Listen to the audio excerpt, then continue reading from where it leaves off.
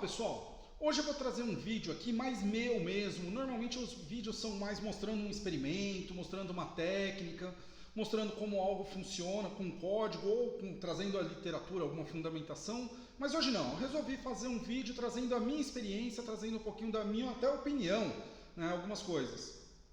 Então hoje eu quero falar sobre algumas dicas de como estudar programação durante a graduação. O foco é principalmente para quem está fazendo uma faculdade, aí, um curso de graduação em computação, mas alguma outra área que tenha curiosidade em aprender programação, que esteja vendo programação, que hoje eu vejo como sendo uma coisa muito importante em diversas áreas, também vão ter dicas legais aí, espero que agrade. Tá, então, o conteúdo de hoje é dicas para estudar programação durante a graduação. Alguns pontos são meio específicos para durante a graduação, mas de uma maneira geral vou compartilhar aqui algumas experiências que eu tive, que eu pego com os meus alunos, que eu passei e que eu vejo aí, principalmente tendo essas novas mudanças na forma de estudar programação. Ok? Então, vamos começar aí pelo começo, é o jeito mais fácil normalmente. A primeira coisa que eu quero falar aqui seria: estudar programação de forma eficaz é um desafio comum entre os estudantes. O que mais importa não é a linguagem escolhida, mas a abordagem de aprendizado. Então, gente, o que eu quero começar falando? Ah, nossa, eu estou tendo dificuldade para aprender programação. Ótimo, é natural, você é um ser humano normal. Todo mundo sofre para começar a aprender. Programação é duro, é uma coisa difícil, a gente tem que mudar a nossa forma de enxergar o mundo. Um dos primeiros algoritmos que a gente vê lá, quando está brincando na primeira aula, o professor faz a piadinha, receita de bolo. Qual é o algoritmo que você faria para trocar uma lâmpada?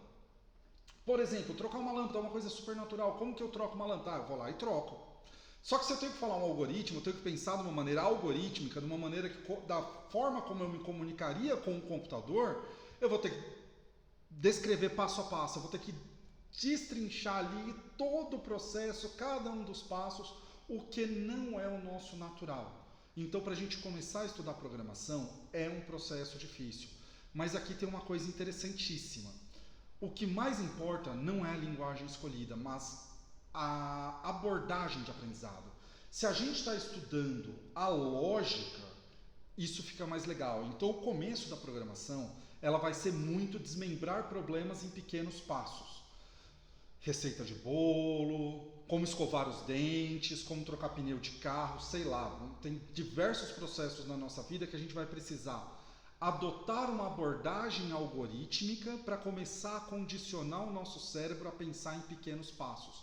Começar a ter esse pensamento computacional. O computador ele é meio burrinho, a gente precisa passar passo a passo para ele, muito bem detalhado. Só que a gente não é acostumado a fazer isso em linguagem natural. A gente já pressupõe que o ouvinte sabe muitas coisas. Quando a gente está programando, não. A gente não pode pressupor que o computador sabe nada. Todos os passos têm que ser muito detalhados. Então isso é um ponto interessante.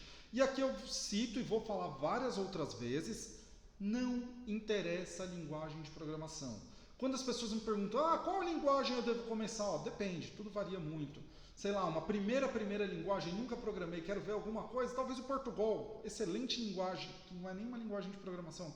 Você consegue montar ali uns pseudocódigos com linguagem em português, mas já vai condicionar o cérebro, a cabeça vai começar a trabalhar de uma forma mais algorítmica.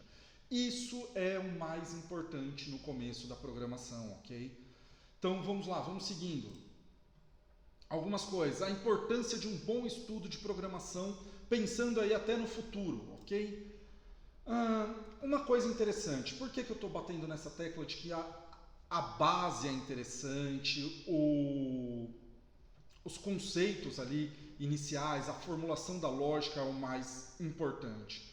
Porque as linguagens de programação estão em constante evolução. E o que é mais importante é que a essência do aprendizado da programação se mantém. Uma vez que você desenvolve a sua lógica, uma vez que você sabe pensar de maneira algorítmica, sabe pensar no passo a passo, a linguagem começa a virar um detalhe. Óbvio, trocar de linguagem sempre vai ser um pouco trabalhoso, mas chega uma hora que não dá mais medo, ok? Porque você tem a lógica, a partir desse momento que você tem essa base, tem um alicerce bem construído, você consegue migrar entre linguagens e formatos de programação. Um outro ponto, o foco deve estar em construir essa base de conhecimento. que aí vai te possibilitar, você consegue se adaptar a outras linguagens, outros frameworks. Ao longo da carreira, a gente muda de linguagem de programação. Sei lá, primeira linguagem de programação, o primeiro sisteminha que eu fiz foi em Delphi 6. Isso deve ter sido 2007, 2008, por aí. Não se usa mais Delphi 6. Vou parar, abandonei a carreira, parei de trabalhar? Não, eu mudei. Hoje qual que é a linguagem que eu programo mais confortável? É Python. Foi a segunda linguagem de programação? Não, também. Eu passei pelo C# antes. Então, e teve alguma linguagem intermediária? Programei um pouquinho em PHP e tal. Sim, passei por algumas linguagens de programação no decorrer da vida. E isso faz parte da carreira de quem trabalha com programação.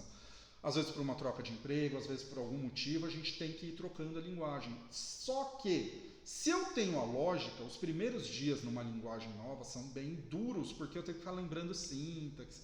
Nossa, na linguagem A eu fazia assim, como que eu faço na linguagem B? Tá. É meio que fazer uns deparas, mas só que eu tenho uma lógica, eu sei o que vem, uma coisa vem depois da outra. Eu sei desmembrar um problema, eu sei decompor um problema maior em problemas menores, depois juntar para chegar a uma solução, ok? Então, eu consigo manipular entre linguagens, consigo conhecer novos frameworks, porque a base do aprendizado foi sólida. Eu trabalhei primeiro a lógica, depois a implementação, depois o chegar ao resultado final.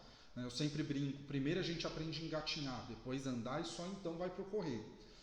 Então, programação vai ser a mesma coisa. A gente primeiro trabalha a lógica, primeiro constrói o nosso pensamento, primeiro tem esse pensamento computacional, depois começa a entregar, ok? Tanto que eu sou meio averso, eu vou falar algumas vezes durante esse vídeo, aqueles cursos eu não gosto, pode ser que funcione, mas não é aonde eu me enxergo. Aqueles cursos, aprenda a programar em 20 horas do zero ao pleno. Para mim, a programação é um processo de construção. Tem toda uma questão da cognição a ser desenvolvida, toda a questão da aprendizagem do pensamento, uma construção de linguagem dentro da nossa cabeça, mais do que a linguagem de programação, a linguagem computacional mesmo, de pensar em passos, certo? Mais estruturada. Quando tem isso, a base foi boa, a gente migra entre linguagens e frameworks, ok?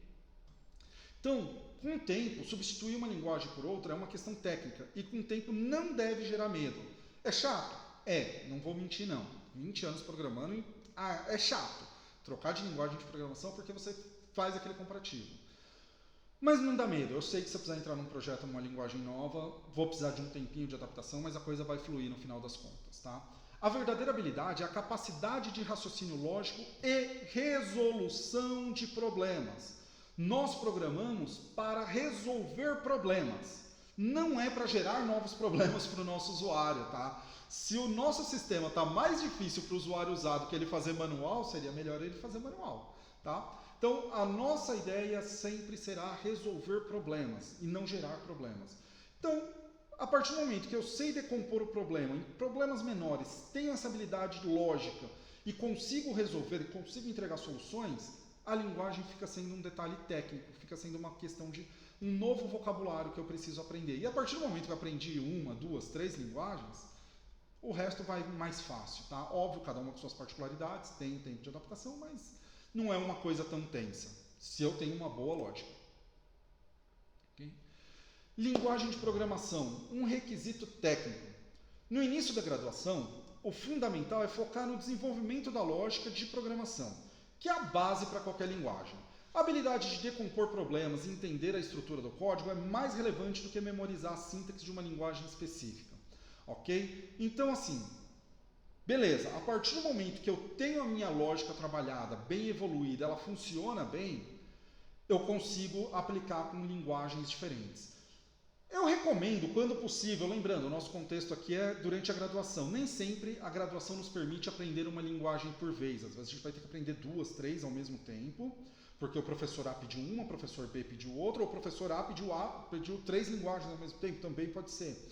Eu prefiro aprender uma, trabalhar, depois migra, passa para outra. Só que esse processo da linguagem é conhecer a sintaxe, é saber um conjunto de palavras e o como você encaixa elas. O mais importante, decompor problemas e entender a estrutura do código. Isso é fundamental. A linguagem começa a virar secundário, começa a ser um joguinho de palavras que você vai encaixar dentro dessa questão da lógica, ok? Vamos lá, seguindo, algumas outras coisas. Beleza, estou falando lógica, ok. E aí, como que eu trabalho isso durante o meu contexto de graduação? Né?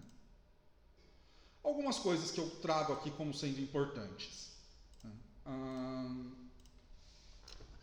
Eu já falei algumas vezes sobre decompor problemas. Isso é a coisa fundamental. Eu tenho que aprender a decompor os problemas durante o processo de programação. Decompor problemas é essencial para entender suas partes e abordá-los de forma eficiente. Isso envolve a identificação de subproblemas que podem ser resolvidos individualmente, facilitando a resolução do problema maior. Então, quando a gente está programando, é normal, a gente tem um problema grande, pega ele, quebra em pequenos problemas, e esses pequenos problemas vão sendo juntados às soluções posteriormente e chega à solução maior do problema grande, ok? Próximo passo, entender fortemente o que é entrada, processamento e saída. Entrada é o que o programa recebe para operar, processamento é a lógica que será desenvolvida e saída é o resultado que se espera obter. Gente, parece trivial, mas na hora que você encara ali o problema e você, começa a ficar uma coisa necessária atenção.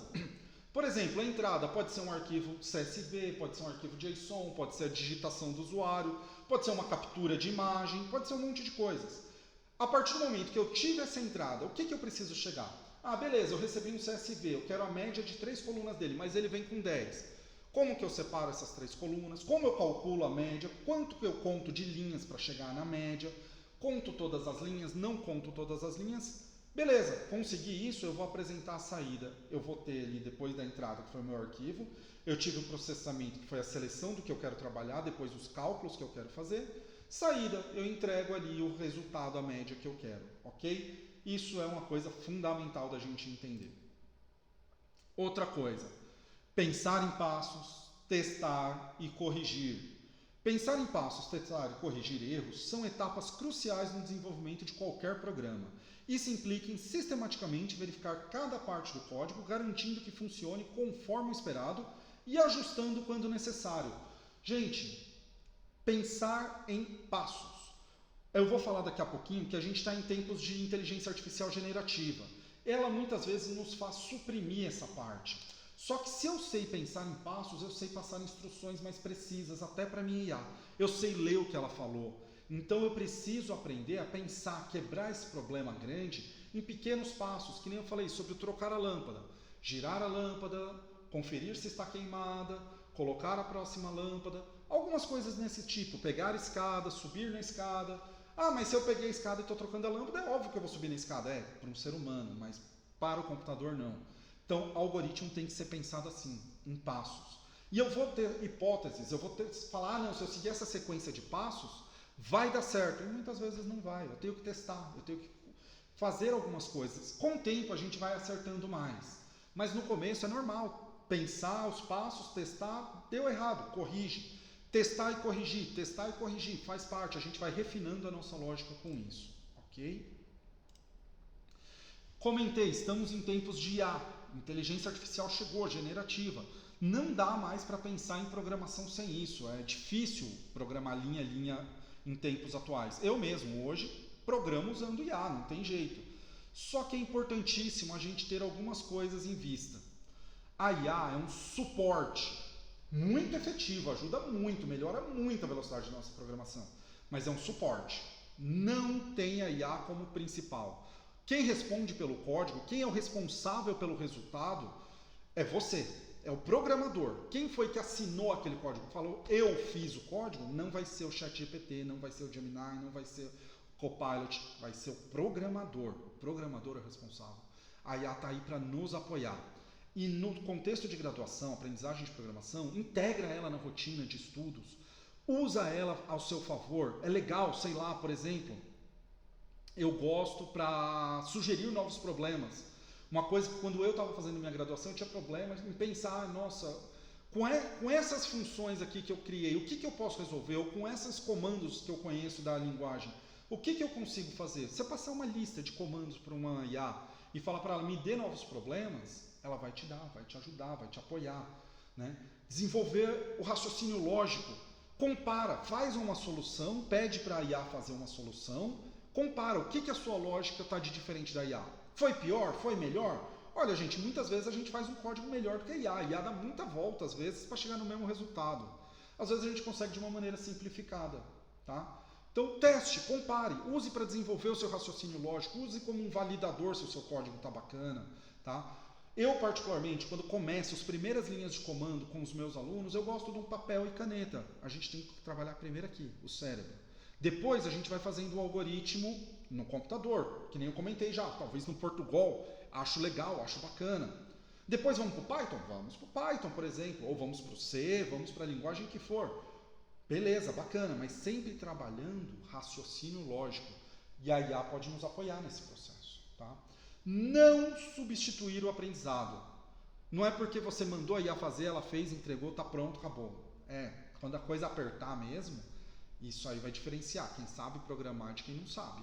Tá? A IA, às vezes, ela cai nos loop, que nem eu falei, eu uso IA o tempo todo, às vezes tem problema que ela não resolve, não.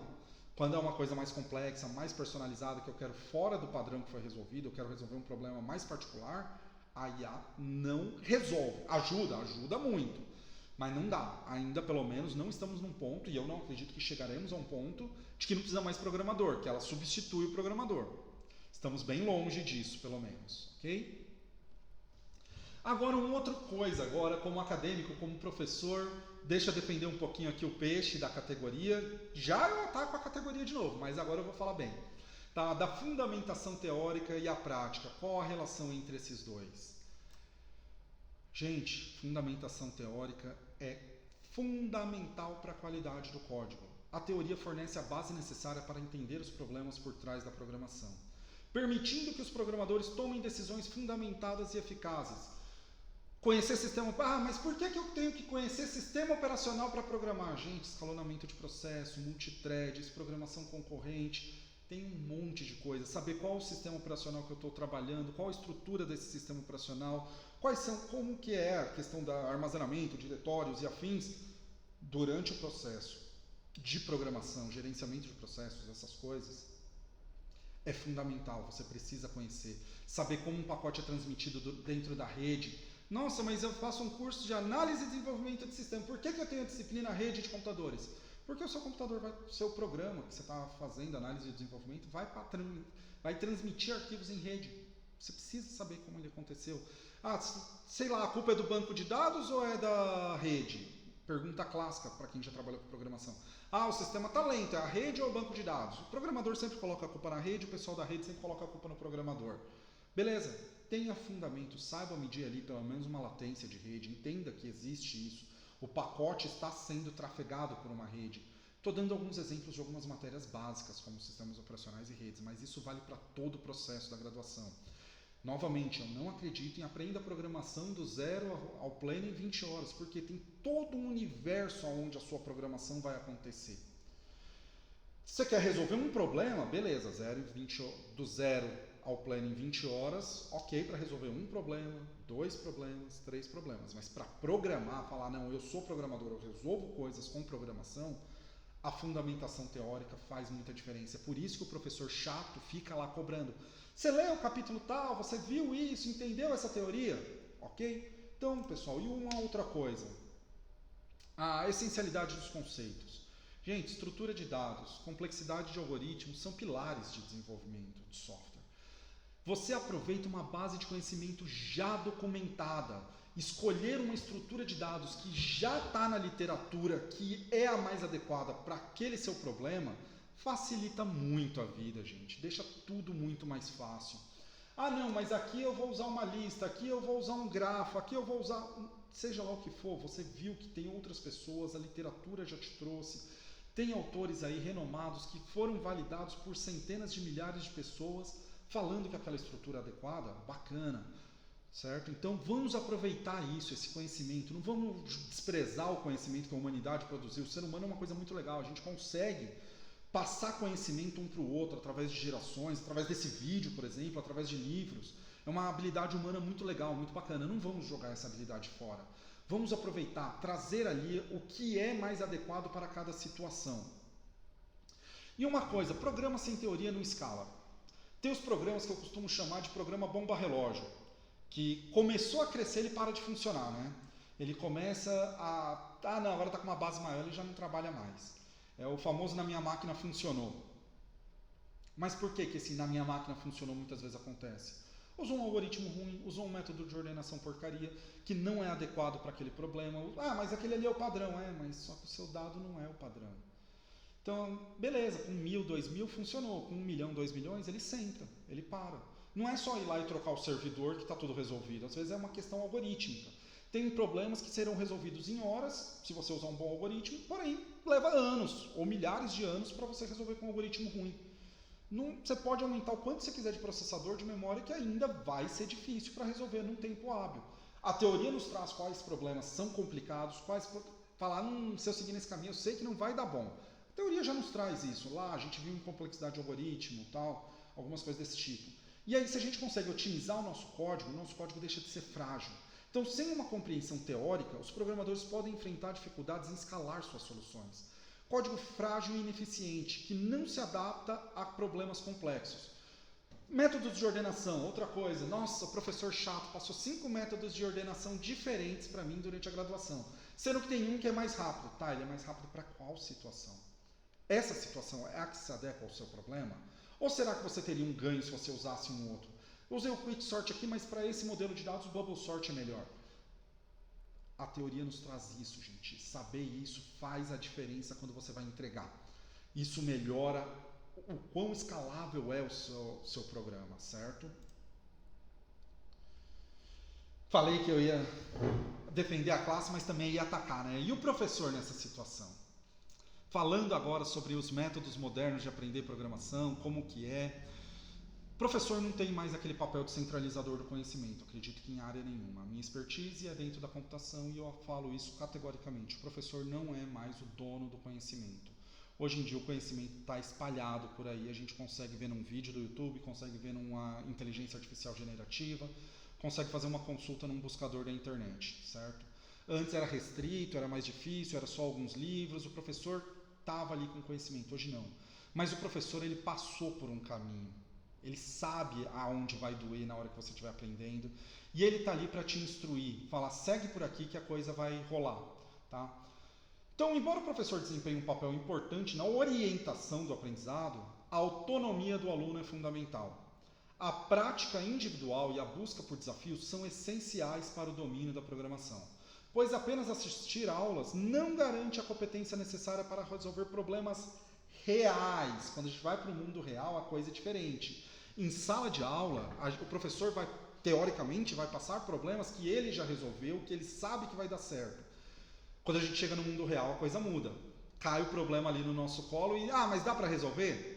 Você está sendo pago para isso, ou você está aqui para isso. Essa é sua atribuição, saber se dá para resolver ou não e como. Aí o sapato aperta. Então, trabalhar com essa coisa, a ideia do professor é te dar caminhos. Eu falo sempre que a programação, ela também funciona como uma caixinha de ferramentas. Eu tenho uma caixinha de ferramenta aqui na minha cabeça, eu sei as coisas que eu posso utilizar. Só que eu posso usar coisas ruins ou boas. O professor, em geral, ele vai te direcionar para usar as melhores para cada situação, né? Que nem, por exemplo, uma caixinha de ferramenta, falando aí, fazendo a nossa analogia. Se eu usar um alicate, pegar um alicate ali, para bater um prego, vai dar certo? Quantas vezes eu já não tive que fazer isso na falta do martelo? Dá certo. Até para tirar o prego, o alicate também consegue. Só que é difícil, você vai sofrer. Na programação também. Então o professor está ali na ideia do quê? Vai te passar bases, vai construir essa caixinha de ferramentas com você. Nessa situação você usa essa ferramenta, nessa situação você usa essa ferramenta. Beleza, mas apareceu uma situação que o professor não ensinou. Isso é o mundo real. O professor não vai ensinar tudo, não. Você precisa ter autonomia. Ok? Isso é importantíssimo. O professor está ali para direcionar, construir a nossa caixinha de ferramentas, mas a autonomia vai ser fundamental. Não, bacana, você está falando que o professor está ali para dar um caminho. Mas e aí, como que eu faço esse aprendizado ativo? Como que eu vou para a prática, sendo que o professor só me dá ali mais teoria, me dá a base? Ok, algumas dicas que eu tenho aí para gente. Resolver exercícios adicionais. Resolver exercícios adicionais ajuda a consolidar o conhecimento teórico e aplicar conceitos em situações práticas. O professor ele vai dar aqueles exercíciozinhos prontos de acordo com aquilo que ele ensinou. Até porque se ele der alguma coisa que ele cobrar alguma coisa que ele não ensinou, a turma vai reclamar. Mas a vida real, ela cobra muito do que o professor não ensinou. Então, pegue exercícios que não foi o professor que passou, que vai exercitar ali, vai te desafiar. Volto aqui na falar das IAs. Pede para uma IA exercícios além daqueles que o professor passou. Isso aí já vai... Ainda vão ser exercícios que você sabe que vai dar certo, mas já é alguma coisa.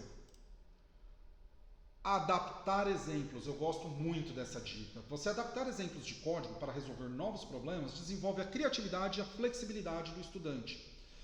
Isso é crucial para a aprendizagem da programação, pois ensina a pensar de uma forma crítica e encontrar soluções inovadoras. Bacana! O professor passou lá, faça uma ordenação desse vetor numérico. Beleza, ele falou crescente. Faz uma decrescente. Faz a crescente, o professor pediu, óbvio, mas faz uma crescente. Faz uma pulando só dos números ímpares, outra só dos números pares. Adapta, usa a criatividade, desenvolve esse seu raciocínio lógico autônomo. Desenvolve isso, pensa um pouquinho além do que foi só pedido. Isso vai te ajudar quando você lidar com problemas reais, que não foi o professor que pediu. E esse aqui é, para mim, o mais importante. Tá? Desenvolver projetos próprios, mesmo que simples, permite que aplicar o conhecimento adquirido em um contexto simulado. Além de solidificar a aprendizagem, também resulta em um portfólio que demonstra capacidade de resolver problemas. Gente, é diferente resolver 5 exercíciozinhos isolados e resolver um projetinho. Mas precisa ser um projeto grande? Não, seja um projeto pequeno.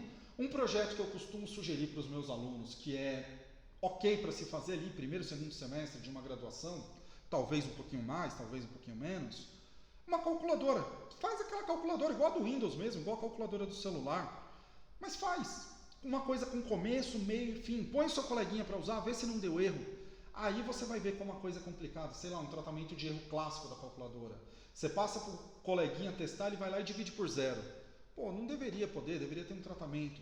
Então você vai começar a ver como que é essa situação de pegar o 0 e entregar o 100% ali, o pronto mesmo. E uma pessoa utilizar. Isso é bem legal. E ainda desenvolve portfólio.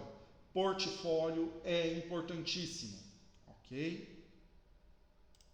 Vamos falar aqui de construir um portfólio. Um portfólio inclui uma variedade de projetos que evidenciam a capacidade de aplicar programação para resolver problemas. Vai mostrar suas habilidades, o que você aprendeu durante a sua graduação. Às vezes não é nem só a programação, não vamos limitar só a programação não, vai mostrar ali o que você conseguiu desenvolver durante o seu processo formativo, tá? E hoje a gente está cheio de gente aí que vai lá no ChatGPT, faz uma pergunta e já sabe tudo.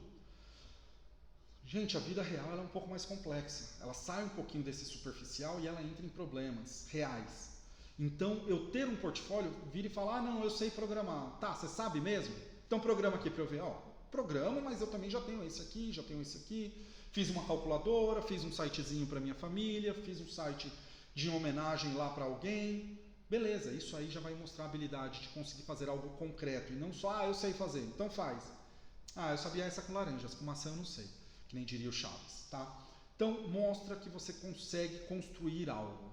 Isso é bem legal e bem valorizado. Projetos que vocês desenvolveram durante a graduação podem entrar no portfólio.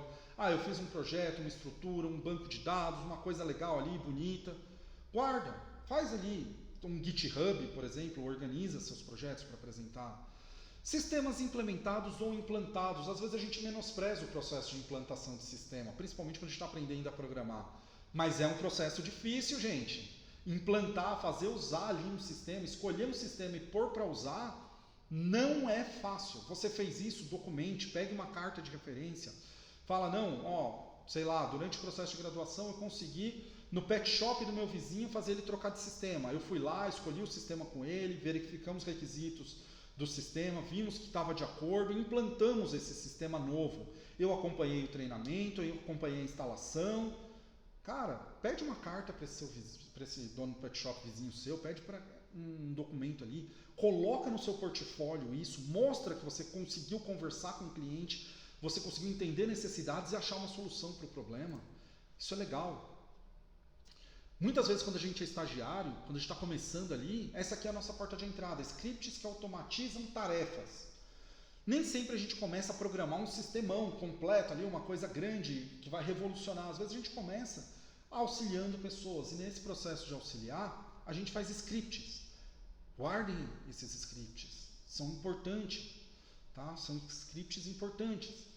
Guarde, faça com que você possa ajudar as pessoas, compartilha isso e mostra, eu consegui pensar computacionalmente ao ponto de automatizar uma tarefa. Também é uma coisa interessante para a gente fazer durante o nosso processo formativo da graduação. Sabe aquilo que eu estava falando, do professor ensinar aquela teoria chata que eu não quero aprender, mas vou lá e consigo colocar em prática, consigo ver que um método de ordenação deixou mais rápido o método A em relação ao B. Mostre isso, demonstre, armazene, teste, prove isso aqui. Como que eu consegui trazer a teoria e juntar com a prática? Como que eu consegui mostrar que a linguagem de programação que dizem que é a melhor para isso, realmente é a melhor? Como que eu consegui gerenciar processos concorrentes dentro do meu sistema operacional? Faça isso, aplicações de prática, aplicação de conceitos, coisas que eu vi a teoria, apliquei, guarde isso e coloque no seu portfólio. Demonstre que você sabe ouvir, processar isso que você ouviu e aplicar. Então, assim, são coisas que a gente consegue construir portfólio, né?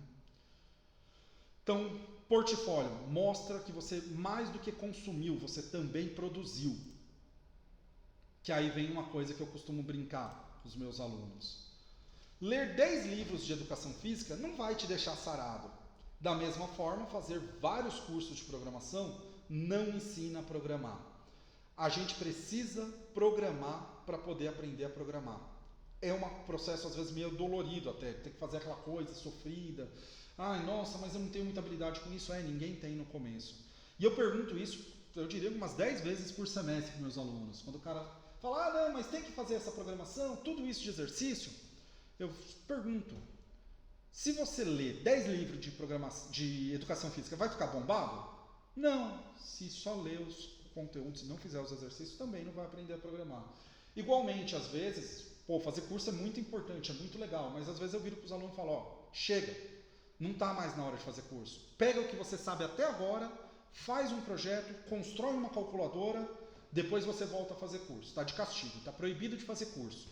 Por quê? A gente precisa exercitar. Isso é fundamental, ok? É importantíssimo para aprender a programar. Agora, durante a graduação, você está cobrando um monte de coisa, né, Wellington? Você está falando, faz isso, faz aquilo, mas durante a graduação, eu entendo, gente. A graduação, ela envolve múltiplas disciplinas. O estudante de programação enfrenta a pressão de gerenciar várias disciplinas simultaneamente. Então, aprender a equilibrar suas responsabilidades acadêmicas para maximizar o aprendizado em programação é uma das coisas que faz parte do estudo. Você aprende a gerenciar tempo. Por isso que eu não acredito muito em aprenda a programar muito rápido. Você não vai aprender a gerenciar seu tempo, você não vai construir coisas que permeiam a programação e são fundamentais, né? E outra, durante a graduação, busca projetos multidisciplinares, tenta fazer ali, eu estou fazendo uma disciplina de cálculo, como que você implementa um algoritmo para resolver aquele cálculo? Pode ser uma coisa interessante. Automatiza uma tarefa lá de cálculo de máscara de subrede. Mas já tem calculadora pronta, mas só que exercita isso, vai lá, junta dois conceitos e transforma em programação. Isso pode ajudar, ok? E a programação é um estudo contínuo e distribuído. A gente precisa criar todo o processo cognitivo dentro da nossa cabeça, precisa fazer as sinapses funcionarem de maneira computacional. Então, o estudo de programação deve ser uma prática contínua e distribuída ao longo dos semestres. Essa abordagem ajuda a construir e reforçar habilidades, evitando a sobrecarga que pode ocorrer quando o aprendizado é concentrado em apenas pequenos períodos muito curtos. Às vezes a gente se sobrecarrega e não aprende muita coisa. Se a gente vai fazendo no decorrer, vai fazendo essa coisa multidisciplinar, usa para resolver o problema de A, usa para resolver o problema da disciplina B, é menos sofrido e vai trazer uma bagagem mais sólida para a gente. A nossa aprendizagem vai ficar mais duradoura. Embora leve um pouco mais de tempo, mas por isso que eu acredito no processo de aprender a programar durante uma graduação. Você pode até chegar com a base, mas virar programador mesmo, a graduação te apoia muito nisso. Okay? Então, em conclusão aqui, o que eu queria trazer hoje?